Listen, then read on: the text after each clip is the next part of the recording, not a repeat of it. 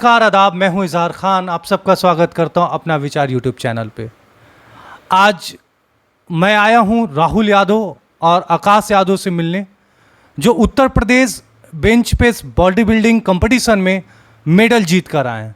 तो आइए बात करते हैं राहुल यादव और आकाश यादव से। राहुल, कैसे हैं आप? मैं तो ठीक हूँ भैया, आप बताइए। बहुत बढ़िया। सबसे पहले तो आपको बहुत हार्दिक शुभकामनाएं। बहुत बहुत धन्यवाद आपका। लोगों ने आपका मेडल देखा, लेकिन मैं आपसे ये पूछना चाहता हूँ कि उस मेडल से के पहले की क्या स्टोरी है, यानी आपकी कैरियर कहाँ से शुरू हुआ और अब तक का सफ़र कैसा रहा? जैसे कि भैया मेडल का जो आपने जो बात बोला कि आपका करियर कहाँ शुरू हुआ, मेडल का के पीछे क्या स्टोरी है, उसके पीछे तो कुछ खास स्टोरी नहीं, लेकिन फिर भी जो भी है, कोई आदमी चाहे कोई भी बड़े गार्जियन स्वरूप कोई भी हैं जो कि हम लोग को इंस्पायर किए, उस वजह से हम लोग वहाँ पे गए। और हम लोग को पहली सफलता जब हासिल हुई तो उसके बाद हमें लगा कि नहीं, हमें इस लाइन में आगे सफलताएं मिलती रहेंगी, जिससे कि हम लोग अपना इसी के साथ तैयारी करने लगे। इस सफलता का श्रेय आप किसे देंगे? इस सफलता का श्रेय अगर माने तो एक तरह से हम अगर सच कहें तो पहले तो हम लोग को कोई इसका कोई आइडिया ही नहीं था। अगर कोई राह हमें दिखाया तो हमारे बड़े भैया स्वरूप हैं, आदरणीय सलमान भैया हैं, जो कि NFC जिम है जो दानापुर में। उन्होंने ही कहा कि नहीं, आप लोगों को कंपटीशन खेलने जाना चाहिए, आप लोग जाइए, ज़रूर से जाइए। और हम लोग पहली बार कंपटीशन खेलने गए मिस्टर पूर्वांचल का, बनारस में बरुना पुल के पास में हुआ था। वहाँ पे गए थे तो वहाँ पे हमें तो बहुत डर लग रहा था, लेकिन भैया ने बहुत ज़्यादा वो किया, हम लोग को प्रोत्साहन दिया कि नहीं, आप लोग जाइए, करिए, हम लोग हैं, पीछे से हैं। सभी लोग खड़े थे, हमारे साथ लगे रहे, सभी लोग अंत तक लगे रहे, जिससे कि हमें वहाँ डर के मारे मान लीजिए वहाँ फर्स्ट प्लेस मेरा लग सकता था, लेकिन फिर भी हमने जो भी किया सही किया। सेकेंड प्लेस हमारा पहली बार लगा था। तो इस सफलता का श्रेय हम बड़े भैया सलमान भैया को देना चाहते हैं। मैं बताते चलूँ कि सलमान भाई वही हैं जो NFC जिम के ऑनर हैं, वही सलमान भाई हैं। आप किस फील्ड में मेडल लेकर आए राहुल? पावर लिफ्टिंग मेडल, जैसे कि फील्ड जो हम लोग का वो पावर लिफ्टिंग है जी। उस फील्ड में हम लोग मेडल लेके आए हैं। और ये जो गेम हुआ था पावर लिफ्टिंग में 3 होता है, जैसे एक बेंच प्रेस होता है और दूसरा स्क्वाट होता है और तीसरा डेड लिफ्ट होता है। तो हम लोगों ने जो एक तरह से सिंगल बेंच प्रेस कंपटीशन बस था, स्टेट लेवल का था जी। उसमें मैं गया था और हम लोग इलाहाबाद जगह गए थे, वहाँ पे state level competition bench press था, उसमें हमने गोल्ड हासिल किया है। तो आपका एम क्या है? मेरा तो एम है कि आगे इसका नेशनल कंपटीशन होने वाला है, तो उसका अभी डेट फिक्स नहीं हुआ है। डेट जब भी आ जाएगा तो हमारे भैया के पास सारी जानकारी आ जाएगी, तो वहाँ से हम लोग जानकारी मिलेगी। उसके बाद नेशनल के बाद हम लोग एशियन गेम्स तक जाने का हम लोग का गोल है, हमारा भी है। और हमारा छोटा भाई है, छोटे भाई के समान है, आकाश यादव, उसका भी यही एम है कि वो आगे चल के एशियन गेम्स तक पहुँचे। आप गवर्नमेंट से क्या अपील करना चाहते हैं? गवर्नमेंट से तो हम यही अपील करना चाहते हैं कि इस गेम में भी जैसे कि स्पोर्ट्समैन को थोड़ी सी राहत दी जाए हर एक जगह पे, और उनको वरीयता दी जाए, ताकि वो कुछ आगे चल के उस गेम में और अपने आप को अच्छे से परिपक्व बना सकें और आगे जा सकें, अपने देश का इसमें नाम रोशन कर सकें और अपने देश के लिए मेडल हासिल करें। बहुत सारी जगहों पे जाके एशियन गेम्स में या फिर कॉमनवेल्थ में भी जाएं। इसका गेम हर जगह होता है, इसलिए कहीं भी गेम जाके खेलें और अपने देश का नाम आगे बढ़ाएं खेल के। सरकार से ये अपील हमारी है कि वो इस जितने भी स्पोर्ट्समैन हैं पावर लिफ्टिंग के या फिर जो भी हैं जिस गेम से रिलेटेड हैं, उनके लिए उन सारी सुविधाएँ दी जाएँ और हर एक तरह की, जिससे कि वो आगे बहुत कुछ कर सकें। और आकाश, आप बताएं, आपका एम कहाँ तक है? वही, अब तो हम लोग वो स्टेट लेवल ला चुके हैं, मतलब 3rd रैंक आया मेरा जी। तो फिर उसके बाद एम है, मतलब इसके बाद नेशनल हम लोग का खेलने का एम है, फिर उसके बाद हम लोग को एशियन तक जाना है, गोल वही अंतिम लक्ष्य है हम लोग। वेट लिफ्टिंग के फील्ड में आपको एशियन तक जाना है? पावर लिफ्टिंग के लिए। और आप मेडल लेकर आएंगे? हाँ, मेडल लेके, वो भी फर्स्ट गोल्ड मेडल। बस वेट लिफ्टिंग का भी जो है 1 kg होता होगा जितना आपको उठाने के लिए, तो वो कितना होते होंगे? आप कितना वेट लिफ्टिंग करते हैं? जैसे कि जो सिस्टम है पावर लिफ्टिंग का, वो आपके ऊपर डिपेंड करता है कि आपकी स्ट्रेंथ कितनी है। अच्छा। लेकिन जैसे कि सबसे बड़ी बात, उसका कोई वो नहीं है कि आप अपने वेट के अनुसार उठा रहे हैं, ये कोई मायने नहीं रखता। अच्छा। जैसे कि क्या होता है कि हमारा जो ये भाई हैं तो इसका 90 केजी के आसपास 89 केजी कुछ वेट था इसका वहाँ पे, लेकिन ये सब जूनियर से गेम खेलता है। अभी मात्र 15 या 16 साल का ये लड़का है, लेकिन अपने इसी एज में इसने अच्छा खासा करके कुछ दिखाया है। तो उसका कोई ये नहीं है कि आप मतलब कि आपका वेट कितना है कितना मायने, ये नहीं कि मायने रखता। वहीं पे एक लड़का था, उसको देख के हम लोग बहुत ही अपने आप में गर्व महसूस किए कि यार ऐसा भी मतलब कोई कर सकता है। वो 66 केजी वेट कैटेगरी में वो लड़का खेल रहा था, चाहे शायद मिर्ज़ापुर का था, मैं कंफर्म नहीं बता सकता कैसे कि माइंड में बात है नहीं। तो वो लड़का था 66 केजी वेट कैटेगरी में, जो कि स्टेट रिकॉर्ड था 102 केजी स्टेट रिकॉर्ड था बेंच प्रेस का। वो उस रिकॉर्ड को तोड़ के 105 केजी कर दिया है, जो कि अब तक का सबसे तगड़ा रिकॉर्ड वो बनाया है। अभी तक का 4 या 5 साल का रिकॉर्ड पहले बना था, अब वो तोड़ के अपना रिकॉर्ड कायम कर दिया है। हाँ, पावर लिफ्टिंग में वही, हाँ, वो बना लिया है वो लड़का। तो ये मायने नहीं रखता कि आपका वेट कितना है, आप आपकी स्ट्रेंथ कैसी है, ये मायने रखता है। राहुल, आप ये बताएं कि जिम के लिए यानी बॉडी बिल्डिंग के लिए डाइट क्या होनी चाहिए? देखिए भैया, सबसे बड़ी बात तो हम लोग बॉडी बिल्डिंग तो करते नहीं, पावर लिफ्टिंग का हम लोगों का गेम है। तो बॉडी बिल्डिंग का जो होता है डाइट ना भैया, उसका बहुत ही अलग होता है डाइट। और उसमें आप ज़्यादा से ज़्यादा जो कि अगर जितना ज़्यादा आप डाइटिंग मेंटेन करेंगे उतनी अच्छी बॉडी आपको मिलेगी, और उसके साथ में आपका खर्च भी ज़्यादा गिरेगा। हमारी जहाँ तक कि सोचने का जो बॉडी बिल्डिंग में जो खर्च लगने का तरीका, वो तकरीबन आपका अगर अच्छे से बॉडी बिल्डिंग करना चाहेंगे तो महीने कम से कम 50,000 के आसपास में प्लस खर्च गिरेगा। और आप पावर लिफ्टिंग अगर करते हैं तो फिर भी मैं करता हूँ, मैं जानता हूँ कि तकरीबन 25 से 30 हज़ार रुपये खर्च मेरा गिरता है महीने का। वेज या नॉन वेज, आपकी डाइटिंग क्या है? मेरी डाइटिंग तो पूरी तरह से वेज है।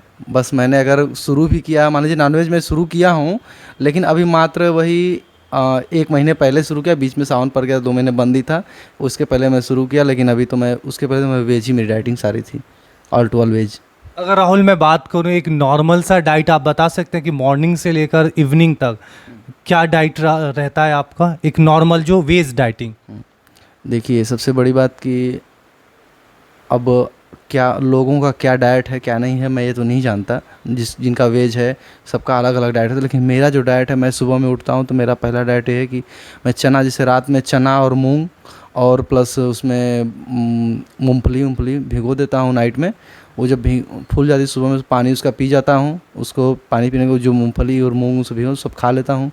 खाने के बाद थोड़ा अपना ब्रेड है, एक ब्रेड और पीनट बटर अपना खा लेता हूँ, और 4 अंडा और 5 अंडा, 4 या 5 अंडा अपना सुबह में वही खा लेता हूँ। उसके बाद फिर 1 या 2 गिलास दूध, मेरा सुबह का मिल्क मेरा वो कंफर्म रहता है, और उसको ले लेता हूँ। और लेने के बाद सीधा आता हूँ जिम पे आने के बाद मेरे बैग में अपने जो भी रखा रहता हूँ, केला वाला चाहे जो भी हो, फल फ्रूट्स मैं ले लेता हूँ। खाने के बाद फिर अपना एक्सरसाइज शुरू करता हूँ। और उसके बाद दोपहर में वही जाने के बाद मैं थोड़ा सप्लीमेंट भी यूज़ करता हूँ, जिससे कि जो कि प्रोटीन हो, जो कि मेरी बॉडी को थोड़ा सा एक्स्ट्रा प्रोटीन दे सके, उसके लिए तो मैं एक इसको वो अपने बॉडी को देता हूँ, ताकि उससे मेरा जो भी हो सब मेंटेन में रहे। उसको लेने के बाद शाम का मेरा वही डाइट है, दोपहर में 4 अंडा होता है, 4 अंडा शाम को और 4 अंडा नाइट में, मतलब 16 अंडे की मेरी डाइट है। और उसके बाद जो भी है प्रोटीन है, दो इसको पूरे 24 आवर में, ऐसी ही डाइट है। यानी आप जो है दोपहर में खाना नहीं खाते हैं? खाना खाते हैं, मतलब ये तो डाइट हो गया। भोजन मान लीजिए कि मेरा तकरीबन 4 रोटी सुबह में रहता है, 4 दोपहर में, और 8 या 7 रोटी नाइट में, यही मेरा रोटी है। खाना भी चलता है, बात नहीं कि खाना नहीं है, खाना भी है साथ में। और नाइट में मान लीजिए दूध भी रहेगा साथ में उसके साथ भोजन में। ऐसे ही नॉर्मल डाइट, बस ज़्यादा नहीं। मेरा जो है सब एक तरह से समझें तो पूरा ऑल टू ऑल वेज ही है, बस एक को छोड़ के। आइए आकाश से बात करते हैं। आकाश, आपको कैसा लग रहा है मेडल जीत कर? बहुत बढ़िया भैया जी। आपकी सफ़र कहाँ से शुरू हुई और मेडल तक की सफ़र आप जो है बताएं। मतलब जिम पे पहले कंपटीशन हुआ तो मतलब ट्रायल हुआ, देखा गया बच्चों के उत्साह के लिए कि देखा गया कि मतलब कौन कैसा है, मतलब जा सकता है या नहीं जा सकता। तो मतलब हम लोगों को मतलब उत्साही, हम लोग को मतलब सही लगा हम लोग को भी कि आगे हम लोग कुछ कार्य कर सकते हैं। तो फिर सलमान भैया बोले हम लोगों का मतलब कि क्लियर कर दिए कि आप लोग चल सकते हो खेलने। तो हम लोग गए वहाँ पे, मतलब यहाँ पे राजा कॉलोनी हम लोगों का वहाँ पे हुआ था। तो मेरा वहाँ बनारस में राजा कॉलोनी हुआ था। हम लोगों का वहाँ पे सेकंड मेडल लगा था भैया जी। अच्छा अच्छा। आपकी इंस्पिरेशन कौन है आकाश? भैया को मैंने देखा पहले, भैया मुझसे पहले मेडल जीत चुके हैं, तो फिर मैंने भैया से पूछा कि भैया मेरे को भी चांस मिल सकता है क्या? तो बोले कि ठीक है कोई बात नहीं, मिल सकता है, सबको मिलेगा, एक सबको मौका मिलता है खेलने का। तो फिर सलमान भैया बोले कि ठीक है कोई बात नहीं, चलो बाबू खेलने के लिए, कोई बात नहीं, अगर वो होता है एक हार होती है जीत होती है, कोई बात नहीं, मतलब खेल सकते हैं आप, पहले एक बार तो ट्राई तो कर सकते हैं, ट्रायल करने में क्या जाता है आपको। तो फिर उसके बाद मेरे को सलमान भैया उत्साह किए, बोले कि अरे चलो कोई बात नहीं, चलो हम लोग कार ले चलते हैं आपको। तो फिर हम लोग वहाँ पे गए, तो फिर मेरा वहाँ पे सेकंड लगा था। राहुल, एक हेल्दी पर्सन होने के लिए क्या जिम ज़रूरी है? देखिए, हेल्दी पर्सन होने के लिए जिम ज़रूरी नहीं है, लेकिन अपने आप को हेल्दी रखने के लिए, जैसे कि अगर आप जैसे कि या तो योगा भी कर सकते हैं जी। ये ज़रूरी नहीं कि आप जिम ही कर सकते हैं, लेकिन आप योगा भी कर सकते हैं अगर आपको हेल्दी फिट रहना है। लेकिन अगर आपको एक शेप में बॉडी चाहिए जो कि आप चाहते हैं, जो सभी लोगों की इच्छा रहती है कि मेरी जो बॉडी हो वो शेप में रहे, और ताकि हम अगर कहीं भी जाएं तो लोगों से कुछ थोड़ा हट के दिखें, अलग दिखें, और मैं अपने आप को जब फिट आप महसूस करेंगे तभी आप हर जगह फिट रह सकते हैं। तो इसलिए अगर मैं जिस हिसाब से हूँ मैं तो यही बोलूँगा कि आप जिस तरह से कि जैसी लाइफ इस टाइम चल रही है और खाने का जो भी तरीका है लोगों का, हाँ जंक्स फूड है जो खाते हैं लोग उस हिसाब से, तो मैं तो रिकमेंड करूँगा कि सभी लोगों को एक तरह से एक्सरसाइज ज़रूर करनी चाहिए। अगर ऐसी चीज़ें इस्तेमाल करें तो आपको जिम ज़रूर ज्वाइन करनी चाहिए। जिम करना और जिम करने के बाद एक बॉडी बिल्डर बनना क्या केवल अट्रैक्शन तक ही है, या फिर जाके हम इसे कैरियर बना सकते हैं, इस फील्ड में हम कैरियर बना सकते हैं? कैरियर तो बना सकते हैं, लेकिन इस फील्ड में कैरियर बनाना बहुत टफ है जी। कैसे? ये टफ इसलिए है कि पहले तो आपको कैरियर बनाने से पहले अगर हम देखिए, हम ये नहीं कहेंगे, मैंने पहले ही ये काम किया है, बाउंसर का मैंने काम किया है पहले से, तो मुझे पता है पहले आप इस लाइन में अगर जब जाएंगे तो सबसे पहले कि उस आदमी को आपको विश्वास दिलाना पड़ेगा कि आप उसके लिए सही हो जी। और जब तक आप उसके लिए सही नहीं रहोगे वो आपको कभी बॉडीगार्ड की ड्यूटी या फिर आपके अपनी सिक्योरिटी ड्यूटी में आपको कभी रखेगा नहीं। काहे लिए कि वो पूरी जिम्मेदारी आपको देगा ना। कहीं आप अगर उसके साथ चीट कर गए या फिर बड़ा आदमी कोई भी है, अगर उसके साथ कोई दिक्कत परेशानी हुआ, अगर मान लीजिए कुछ हो ही गया उसको, तो वो जो भी करेगा एक बार जब तक ट्रस्ट नहीं कर लेगा तब तक आपको रखेगा नहीं। तो ये मैं अच्छे तरीके से बोल सकता हूँ इस बात को कि ये बहुत टफ है, पहले आपको विश्वास कहीं बनाना पड़ेगा इस लाइन में। एक तो कैरियर रहा कि आप जो है बॉडी बिल्डर बन के आप बाउंसर बन सकते हैं, इसके अलावा कोई और कैरियर ऑप्शन? इसके अलावा करियर ऑप्शन यही है कि मान लीजिए आप कोई अगर अच्छा सा कंपटीशन अगर जीतते हैं बॉडी बिल्डर बन के, मान लीजिए नेशनल लेवल पे इंटरनेशनल लेवल पे जीतते हैं, तो आपको सरकार अगर उस माध्यम से कोई अगर जॉब अगर प्रेफर कर दे तो अच्छी बात है। नहीं तो फिर से क्या होता है, बहुत सारे देश में हमारे तो बहुत सारे बॉडी बिल्डर पड़े हुए हैं जो कि ऐसे ही अपनी ज़िंदगी उनकी ख़राब हो चुकी है करते करते, लेकिन वो अलग बात है। लेकिन अपनी मेहनत करना छोड़ना नहीं चाहिए। जैसे कि मान लीजिए कि बहुत सारे बच्चे जाते हैं भर्ती देखने, नौकरी देखने, तो ये ज़रूरी नहीं कि सभी लोग भर्ती ही हो जाते हैं। तो इसलिए हम बोलेंगे कि भाई अगर आप जो कर रहे हो करते रहिए, वो तो आगे का देखा जाएगा, क्या होगा क्या नहीं होगा वो तो आगे की बात है। इसलिए आप अगर जो कर रहे हो करते रहिए। अब अगर बॉडी बिल्डर बनना चाहते हैं तो बनिए, तैयारी करिए अच्छे से, लेकिन अब छोड़ देंगे, हार मान लेंगे तो बात ही ख़त्म हो जाएगी उसके बाद। राहुल का ये कहना है कि बॉडी बिल्डिंग की फील्ड में कैरियर की चांसेस थोड़ी सी कम है, लेकिन यदि आपको हेल्दी रहना है तो आपको बॉडी बिल्डिंग करनी चाहिए। यानी कि आप रेगुलर एक्सरसाइज करिए, वो एक्सरसाइज आपका योगा भी हो सकता है, वह एक्सरसाइज आपका जिम भी हो सकता है। राहुल, उन नए बच्चों को क्या कहेंगे, उन नए युवकों को क्या कहेंगे जो एक्सरसाइज करना चाहते हैं या फिर जाके जो जिम में आना चाहते हैं, उनको आप क्या गाइडलाइन देंगे? जैसे कि गाइडलाइन तो उस हिसाब से देनी पड़ेगी कि आदमी कैसा है, या फिर उनको अगर वो आते हैं तो उनको परेशानी क्या है। या फिर बहुत सारे लोग जैसे जिम में हम ही लोग जिम में आते हैं, हम भी बैठे रहते हैं, भैया बैठे हैं, तो कोई आदमी आता है कि भैया हमारा वेट कम करना है, तो कोई आता है कि भैया मेरा वेट प्लस करना है, मुझे थोड़ा सा और हैवी होना है। या फिर कोई आता है कि मुझे मस्कुलर बॉडी चाहिए, मुझे थोड़ा सा हैवी शेप में आना है मुझे। तो सबकी अलग अलग मतलब कि वो होता है, मतलब उनकी डिमांड अलग अलग डिमांड है कि मेरी बॉडी ऐसी बननी चाहिए। तो भाई बॉडी तो ये नहीं है कि आप सुबह उठे, सुबह खाए और शाम को बॉडी बन गई, ऐसे नहीं, उसके साथ मेहनत करना पड़ेगा। जिससे कुछ लोग होते हैं कि 10 दिन 5 दिन आएंगे जिम अपना किए, सोचेंगे हमारा वेट जल्दी लॉस हो जाए, तो ऐसे वेट लॉस नहीं होगा, थोड़ा सा उसके साथ लगना पड़ेगा अभियान। तो अब जैसे कि मान लीजिए अगर कोई आया, तो मान लीजिए जैसे कि कोई लड़का ही आया, फिर कोई वयस्क ही आए, तो बोले कि मान लीजिए मेरा वेट ज़्यादा हो गया है, थोड़ा सा इसको मेंटेन कर लीजिए, अगर ये मेंटेन नहीं होगा तो मेरे साथ ये प्रॉब्लम हो रही है, मेरे घुटने में दर्द हो रहा है, तो कोई किसी की कमर से कोई परेशान है, मतलब जॉइंट पेन से कोई ना कोई परेशान है, कोई अगर हैवी उसकी एज ज़्यादा हो गई है उस वजह से, तो या फिर कोई अगर लड़का दुबला पतला है तो उससे भी प्रॉब्लम है, कहीं जाता है तो वो बोलते हैं खानों की नहीं मिलता, क्या करते क्या हो, तुम्हारा जाता किधर है, बहुत सारी प्रॉब्लम्स होती हैं, तो उस हिसाब से बताया जाता है यहाँ पे। राहुल, हमने देखा है कि बहुत सारे ऐसे टीनेजर्स हैं, यानी किशोर बच्चे हैं, जो बहुत रैपिडली अपनी बॉडी बिल्डिंग करने के लिए वो सप्लीमेंट्स का यूज़ करते हैं। तो ये कहाँ तक सही है या उनके लिए नुकसान है, आप उनके बारे में बताइए। देखिए, रहेगी बात, अगर आपको बॉडी बिल्डिंग या कंपटीशन या फिर अपने बॉडी को मस्कुलर अगर बनाना, सप्लीमेंट्स गलत नहीं है जी। अगर मान लीजिए कोई आप जैसे कि दवा ही अगर खा रहे हैं, मान लीजिए एक तरह से नींद की दवा जो होती है जी। अगर आप उसको एक टैबलेट खाएंगे तो वो फ़ायदेमंद रहेगी, आपको सही उसका इस्तेमाल करके आप अच्छे से सो सकेंगे। अगर उसको ज़्यादा खाएंगे तो मरने के चांसेस बन सकते हैं जी। तो मैं उस हिसाब से एक बात कह सकता हूँ कि अगर आप सप्लीमेंट जो भी ले रहे हैं, अगर वो सारे लिमिट्स में रहेंगे, अगर सब कुछ सही रहेगा तो कभी भी नुकसान नहीं करेगा। आपकी बॉडी हमेशा मतलब कि जब तक आप रहेंगे तब तक आपकी बॉडी अच्छे से टिकी रहेगी, बनी रहेगी। हम कहेंगे कि जो टीनेजर्स हैं घबराएं नहीं, जो भी हो अपना एक्सरसाइज करते रहें, और सप्लीमेंट बुरी चीज़ नहीं है। सप्लीमेंट लें, प्रोटीन ले सकते हैं, खा सकते हैं, लेकिन इसका मतलब ये नहीं कि आप उसके साथ इस्तेमाल करें, स्टेरॉइड इस्तेमाल करें, इंजेक्टेबल लें या फिर नॉन इंजेक्टेबल लें या फिर कैप्सूल फॉर्म में लें या फिर टैबलेट फॉर्म, ये सही नहीं है। इसके लिए मैं मना करूँगा किसी को भी। आपने इंटरव्यू के दरमियान देखा कि राहुल और आकाश लगातार तारीफ़ों की पुल बांध रहे थे, वही एनएफसी जिम के ऑनर सलमान से। तो आइए अब हम लोग सलमान से बात करते हैं। कैसे हैं सलमान आप?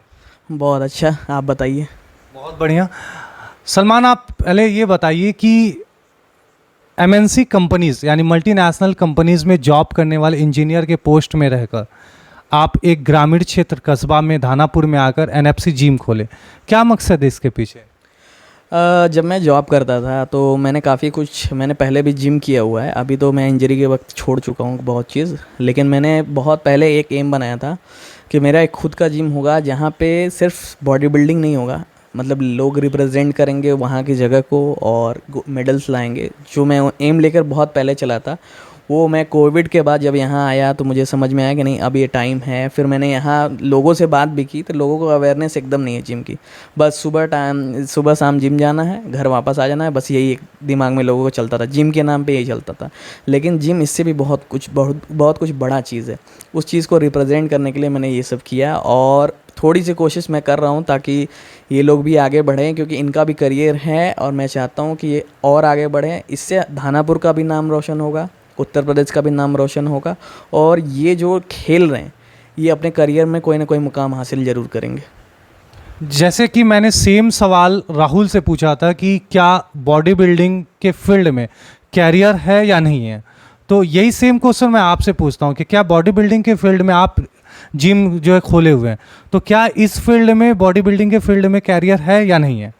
बॉडी बिल्डिंग में करियर तो बहुत है। देखिए, अगर मैं बात करूं, आप ये तो एक विलेज है, ठीक है, यहाँ ट्रेनर थोड़ा बहुत पैसे लेता है, काम करता है, लेकिन आप पर्सनल ट्रेनर जाएंगे जो आप सेलिब्रिटीज़ का देख लीजिए या नॉर्मल जो आप सिटीज़ में जाएंगे, उनकी पर मंथ 1 लाख 2 लाख रुपए सैलरी होती है सिर्फ ट्रेनिंग देने की, पर्सनल एक बंदे की वो होती है। जब सेलिब्रिटीज़ या थोड़े बहुत जो नामी लोग होते हैं उनकी, और अगर आप शहर में गए तो 45-50 हज़ार कहीं नहीं गया। तो ये एक तो ये ऑप्शन है उनके पास कि वो ट्रेनर तो बन जाएंगे, ठीक है। दूसरा चीज़ होता है वो अगर वो इस चीज़ में अगर करियर हासिल करना चाहते हैं, एक होता है अगर वो मेडल तक पहुंच गए, एक होता है इंडिया को रिप्रेजेंट कर दिए, तो उसके बाद सरकार है, सरकार सब कुछ करेगी, सिर्फ आपको खेलते रहना है। तीसरा चीज़ अभी मैं जो देख रहा हूँ, कुछ कुछ जगह पे वैकेंसीज़ आ रही है जिसमें पावर लिफ्टिंग को इंक्लूड किया जा रहा है। जैसे मैंने अभी पीएससी की वैकेंसी देखी थी, इसमें नेशनल क्वालिफाइड बच्चे चाहिए। और सोचिए ये हाल है कि नेशनल क्वालिफाइड बच्चे नहीं हैं या अवेयरनेस ही नहीं है लोगों को कि वहाँ वैकेंसी है, मुझे जाना चाहिए। तो इस चीज़ों को देखते हुए मैं तो कहूँगा वैकेंसीज़ हैं और पोस्ट भी हैं और ऑप्शंस भी हैं, बट लोगों को अवेयरनेस नहीं है और लोग वहाँ तक पहुँच नहीं पा रहे। एक होता है ना कि वैकेंसी है, लोग बहुत ज़्यादा हैं, यहाँ पे वैकेंसी है, लोग ही नहीं है, ऐसा हाल है। उस चीज़ को अवेयर करना यहाँ बहुत ज़रूरी है। इस फील्ड में इस फील्ड में कैरियर बहुत ज़्यादा है, लोगों को अवेयरनेस नहीं है कि वो जो है जॉब पा सकें गवर्नमेंट और नॉन गवर्नमेंट दोनों सेक्टर के अंदर। आपका क्या टारगेट है, आप यहाँ पे फीस क्या लेते हैं और जो है क्या प्लानिंग कर रहे हैं इसको लेकर? मेरा तो ये टारगेट है, मैंने तो ये उम्मीद से खोला था कि मिनिमल रहेगा, क्योंकि फ़ीस मैं 400 रुपये पर मंथ ही लेता हूँ। और मेरा यही एम है कि यहाँ पे जो कुछ बच्चे जो इंटरेस्टेड हैं, मैं ऐसा नहीं किसी को फोर्स करता हूँ कि तुम पावर लिफ्टिंग करो, जिनके अंदर दिखता है कि नहीं स्ट्रेंथ है और वो इंटरेस्टेड भी हैं रिप्रेजेंट करने को, तो ऐसा नहीं कि मैं इन लोगों को भेज देता हूँ। मैं खुद भी जाता हूँ, रात भर जगता हूँ इन लोगों के साथ और मैं वहाँ खड़े रहता हूँ। अगर कुछ गड़बड़ भी होता है तो मैं वहाँ बोल देता हूँ। ऐसा नहीं कि इसलिए नहीं बोलूँगा क्योंकि ये खेलने वाले नहीं, मेरे लिए सबके लिए समान है। और अगर कुछ लफड़ा कहीं भी होता है तो मैं खड़ा हो जाता हूँ भाई, क्योंकि मेरी रिस्पॉन्सिबिलिटी है इनको ले जाना, ले आना, मेडल लाना ना लाना इनका काम है, लेकिन जहाँ तक होगा मैं इनको सपोर्ट करता हूँ। तो मैं कम फीस में यहाँ इसलिए खोला हुआ हूँ ताकि ज़्यादा से ज़्यादा बच्चे आएँ। और जो ये मेडल का सिलसिला शुरू हुआ है, इसके वजह से अवेयरनेस क्रिएट होना शुरू हो गई है, बच्चे इंटरेस्टेड हैं। काफ़ी लोग आज भी मेरे से पूछे कि भैया हम भी पावर लिफ्टिंग करना चाहते हैं, तो ये चीज़ देखकर अच्छा लगा कि लोग इंटरेस्टेड हैं और लोगों को पहली बार पता चल रहा है कि पावर लिफ्टिंग में होता क्या है। नहीं तो यहाँ पे सिर्फ जिम के नाम पर डंबल ही उठाना लोग जानते थे। इस इतने कम फीस में ग्रामीण क्षेत्र में रहते हुए इतनी हैवी जिम, मैं अभी आपको जो है जिम के अंदर भी लेके जाऊंगा और वहाँ पे जिम करने वाले बच्चों से भी मिलवाऊंगा। इतनी हैवी जिम की इन्होंने व्यवस्था किया हुआ, तो क्या इसकी मेंटेनेंस हो पाते होंगे?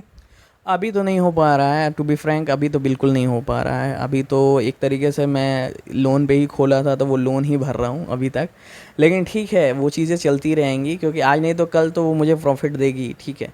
लेकिन प्रॉफिट अपने जगह है, अगर मेरे जिम से एक भी बच्चा इंडिया को रिप्रेजेंट कर देता है तो मेरे लिए बहुत बड़ी बात होगी। और मैं चाहता हूँ कि धानापुर का एक और नाम हो। एक तो लोग जानते नहीं है कि धानापुर में सबसे पहले शहीदी धरती यही है, वो सही समय पर सूचना नहीं पहुंची, इस वजह से ये ऐसा हुआ। लेकिन एक और चीज़ मैं जानना चाहता हूँ, एक हिंगोतरगढ़ के शिवपाल सिंह है जिनका नाम चलता है यहाँ पे, आप सर्च भी करेंगे विकिपीडिया पे तो वो भी नीरज चोपड़ा की तरह हैं, एथलीट हैं, ठीक है।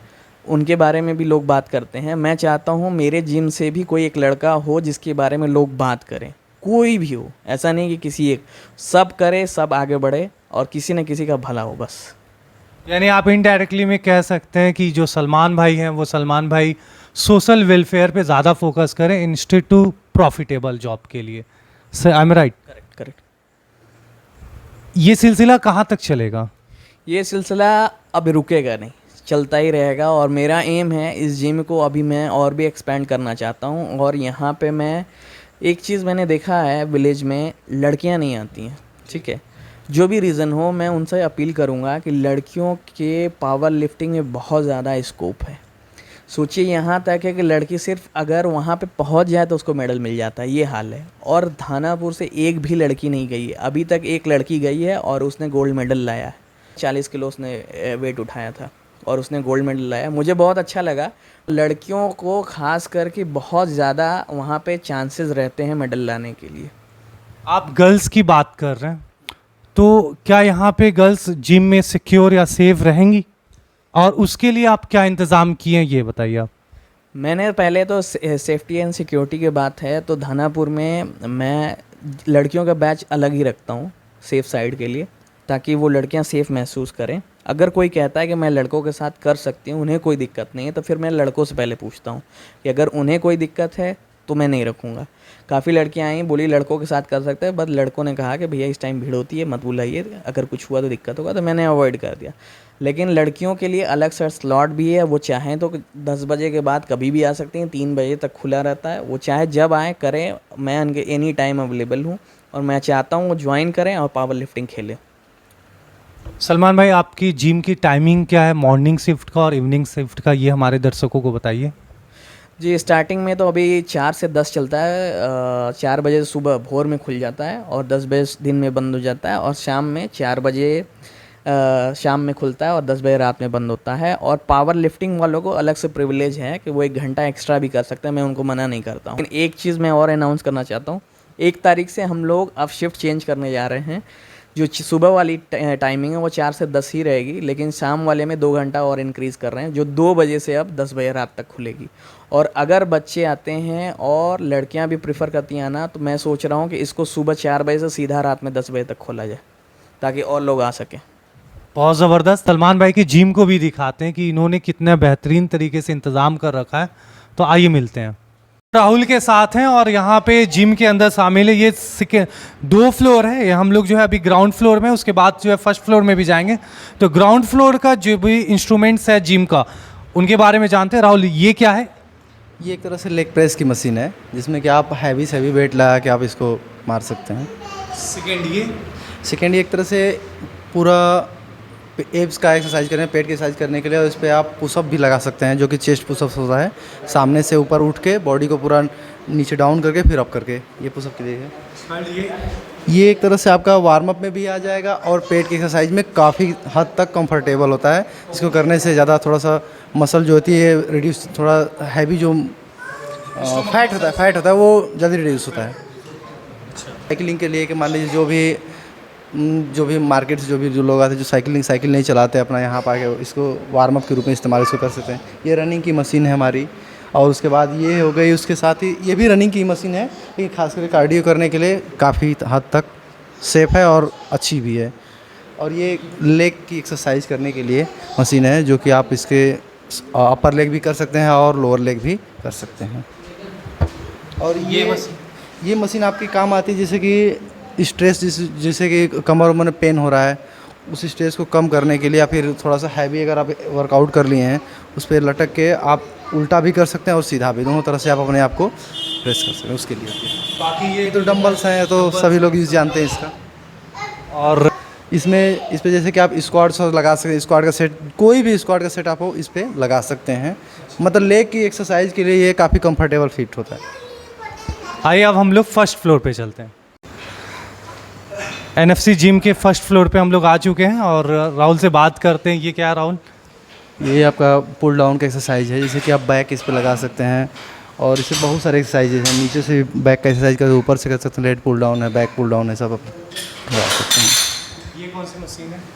ये एक तरह से मान लीजिए कि फंक्शनल ट्रेनर में आती है। इस पर आप कई सेट्स लगा सकते हैं, बाइसेप भी लगा सकते हैं, ट्राइसेप भी लगा सकते हैं, और चेस्ट भी कर सकते हैं, बैक भी कर सकते हैं, और बहुत सारे सेटअप है, जैसे कि मतलब पुल अप भी कर सकते हैं। बहुत सारे एक्सरसाइज इस पर आप लगा सकते हैं। ये हमारा हो गया बेंच प्रेस, जो कि हाँ हम लोग दिखाएंगे अभी जो है राहुल का भी बेंच प्रेस दिखाएंगे कि वो बेंच प्रेस का हमारा यही सेट है। इस पर आप बेंच लगा सकते हैं जितना हैवी वेट कर। ये भी एक तरह से बेंच की ही एक्सरसाइज है, जो कि हमारे अपर चेस्ट में काम आती है। और ये डिक्लाइन बेंच है, जिससे कि हमारा शोल्डर और चेस्ट दोनों मतलब कि हाँ ग्रोथ करने के लिए, और उसको ट्रेन करता है अच्छे से। और वो हमारा वो भी सेट है बेंच का ही, जो कि अपर चेस्ट में खास, जो कि इंक्लाइन बेंच है। उसमें ये हमारा फ़ायदा रहता है कि आप अगर बेंच लगाते हैं हैवी सेटअप्स के लिए, तो वो काफ़ी उसमें आपको सफलता देता है। उसमें अगर जितना हैवी लगा सकेंगे उस पर, उसका आपका बेंच प्रेस होता है उतना ज़्यादा इम्प्रूव होगा, उसके काम आता है। और इस मशीन का क्या वर्किंग है? ये भी एक तरह से बटरफ्लाई मशीन मानी जाती है। बटरफ्लाई इसका नाम है। इसमें आप चेस्ट की एक्सरसाइज अच्छे से होती है और शोल्डर की, 2 एक्सरसाइज पे आप कर सकते हैं। अब तैयार हैं राहुल के वेट लिफ्टिंग के लिए, जो बेंच पे यहाँ पे फिट हो चुका है। और राहुल आइए आप, जैसे कि देख सकते हैं हमारे लिए तो पॉसिबल ही नहीं है, 10, 20, 30, 40 केजी एक साइड, यानी कि 80 केजी का वेट है। और राहुल तैयार हैं इस वक्त, देख सकते हैं। ये सपोर्ट की ज़रूरत है आपको? इनका कहना सपोर्ट की ज़रूरत नहीं है, और बहुत ज़बरदस्त परफॉर्मेंस ये कर पा रहे हैं। बहुत खूब। 3, 4, 5, 6, 7, 8, ज़बरदस्त ज़बरदस्त।